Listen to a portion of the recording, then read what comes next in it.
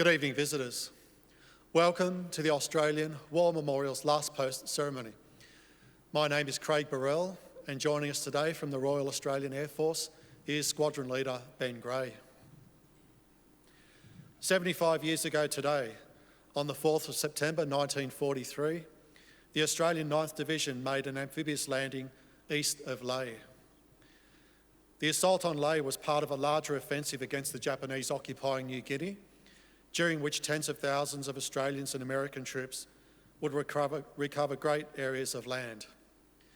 5 Australian divisions from both the Australian Imperial Force and the militia would be employed, along with a great part of the Royal Australian Air Force and most of the Royal Australian Navy. Lae had been an administrative centre for Australia's mandated territory of New Guinea and become a major Japanese base after its capture in March 1942. The Japanese garrison had been weakened through the supply of troops into the grinding campaign around War and Salamoa. After the landing of the 9th Division, Lae would be captured in a giant pincer movement, caught between Australian forces advancing along the coast from the east and the Australian 7th Division moving overland from Nansab. Operations were conducted over vast and remote areas. The terrain and climate were tough and exhausting and were as much an enemy as the Japanese. Large-scale airborne and amphibious landings were features of the offensive, as were daring small-scale commando-style raids and ceaseless jungle patrols. Supplies delivered to base areas by sea and airdrops were carried forward by overburdened New Guinean carriers. Between March 1943 and April 1944, some 1,200 Australians were killed and an estimated 35,000 Japanese died. That the Australian fatalities were so comparatively low is a testament to the Army's professionalism and mastery of jungle warfare, as well as to the strong material advantage the Allies enjoyed over the increasingly desperate Japanese. The dark days of 1942, when Australian units were deployed piecemeal to Papua New Guinea with minimal preparation and equipment, were over. Today, we commemorate the landing at Lae. We pay our respects to the men and women commemorated here on the Roll of Honour and to the survivors who returned home. We are honoured to acknowledge Mr John King, President, ACT Returned and Services League of Australia, and Mr Alex McGowan, President of the Naval Association ACT Section. We welcome the veterans who have served, those that are still serving, and the families that support them. We acknowledge the members of RSL and Services Clubs Association, RSL Victoria, and RSL Queensland, who are watching the broadcast of this ceremony across Australia. During the ceremony, wreaths will be laid at the base of the Pool of Reflection by visitors and students on behalf of the following schools. From New South Wales, Ellalong Public School, Ellalong, and Padstow North Public School, Padstow. Please stand and join in singing the National Anthem.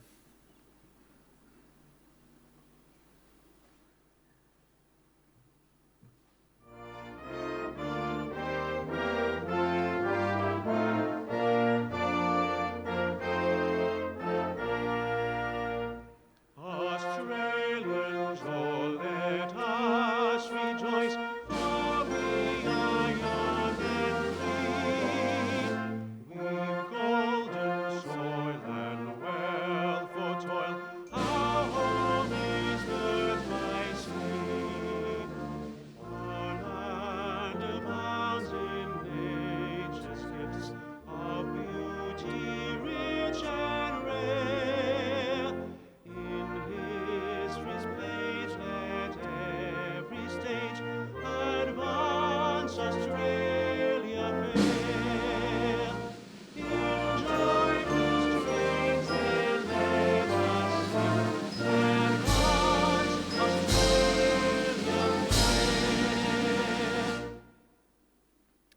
children, please sit.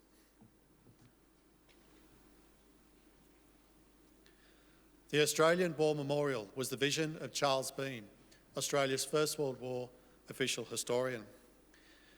Bean landed with the Australian troops on Gallipoli and stayed with them at the front through to the end of the war. The idea of this national memorial and museum came to him at Pozières, France, in the depths of the bloody fighting of 1916. Bean's idea was that this would be a place where families and friends could mourn their loved ones buried in faraway places. It would also be a place that could help all Australians understand what these men and women had endured and what they had done for us.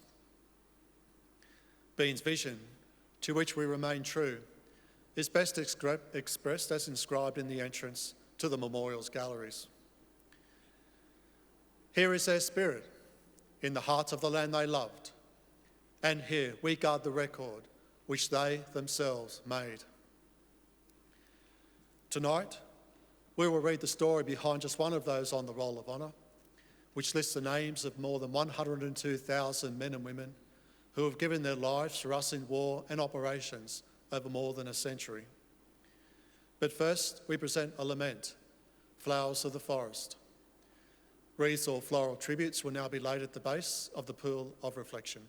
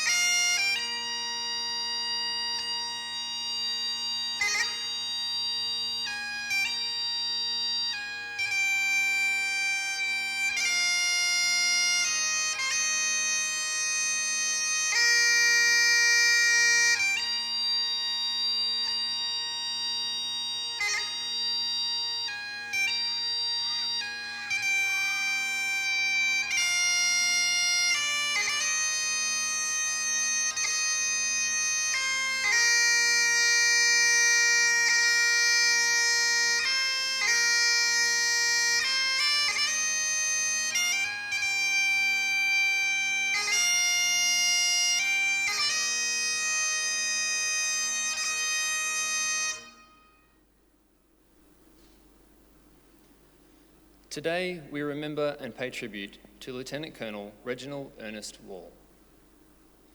Known as Reg, Reginald Wall was born on the 27th of May 1905 in the Melbourne suburb of Fitzroy, the son of Reginald and Henrietta Wall. He grew up in Melbourne and after finishing his education went to work in security for Perpetual Trustees Company, a company he would remain with for many years. In 1924, Wall was commissioned as a lieutenant in the 57th Battalion in Australia's part-time military force, the Citizen Forces. Wall was strongly committed to service, becoming Adjutant General and Quartermaster in 1928 and Captain in 1929. In the early 1930s, the battalion was amalgamated with the 60th Battalion to become the 57th 60th Battalion, and in 1936, Wall was promoted to Major. By then, he had married, his wedding to Dorothy Amos taking place in Wesley Church in Melbourne in 1928, and a son, Bruce, born to the couple in 1933. With the outbreak of war in Europe, Wall enlisted in the 2nd Australian Imperial Force in July 1940 and was seconded to the 2nd 23rd Battalion. Embarking on the transport Strathmore at Port Melbourne, the 2nd 23rd arrived in Egypt in mid-December and was reassigned from the 7th Division to the 9th. With the German-Italian offensive from the west, the battalion was ordered to the vital port of Tobruk and formed part of the garrison during the siege of Tobruk, taking part in defensive actions and counterattacks over the next 8 months. In late June 1942, Wall was mentioned in dispatches for his gallant and distinguished service at Tobruk. It was at this time that the 9th Division was hurried to Egypt to bolster Allied forces fighting at El Alamein. Lieutenant Colonel Wall took part in the first and second battles of El Alamein, with the most significant actions being the 2 main attacks at Tel El Asa. Before the battalion was withdrawn on 1st November 1942, Wall was given command of the 2nd 23rd Battalion. A period of rest followed before Wall and the 2nd 23rd began the journey home to Australia. The 9th Division had been called home by the Australian government to join the 6th and 7th Divisions, which had also been redeployed from the Middle East in order to confront the Japanese threat in the Pacific. The 9th Division's next job was to liberate the town of Lae in New Guinea with the 7th Division. A pincer movement was planned with the 9th Division carrying out an amphibious landing to the east and the 7th Division being flown into a recently secured airfield to the west. In the early morning hours of 4th September, the initial assault was launched under the cover of naval bombardment. 3 battalions landed on the beaches and patrols were sent out to link up along the beachhead. As the 26th Brigade came ashore, it was attacked by 9 Japanese aircraft. Around 40 men were wounded and 8 men were killed, one of whom was Lieutenant Colonel Reg Wall. Another air raid that afternoon resulted in 2 landing craft being struck with torpedoes and bombs, killing 34 Australian commandos and 7 sailors. While the 9th Division would go on to race the 7th Division to take Lae, clearing Japanese resistance from this important cargo port and transport hub, this must have been cold comfort for the family of Reg Wall. He was buried at Lae War Cemetery, where his remains lie underneath the epitaph chosen by his family. He gave his life that we may be free. He was 38 years old. His name is listed on the Roll of Honour on my left, among almost 40,000 Australians who died while serving in the Second World War. His photograph is displayed today beside the pool of reflection. You will see him in the second row, 10th from the left. This is but one of many stories of service and sacrifice told here at the Australian War Memorial. We now remember Lieutenant Colonel Reginald Ernest Wall, who gave his life for us, for our freedoms, and in the hope of a better world. Please stand for the ode and the sounding of the last post.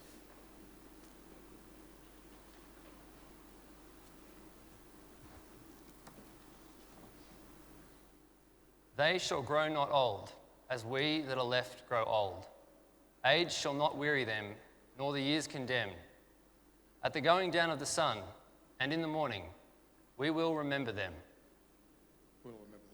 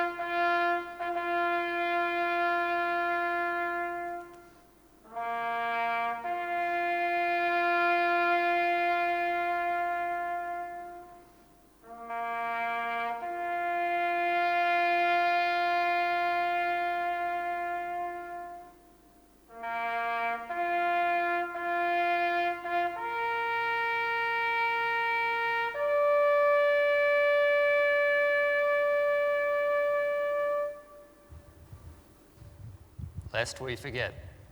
Lest we forget.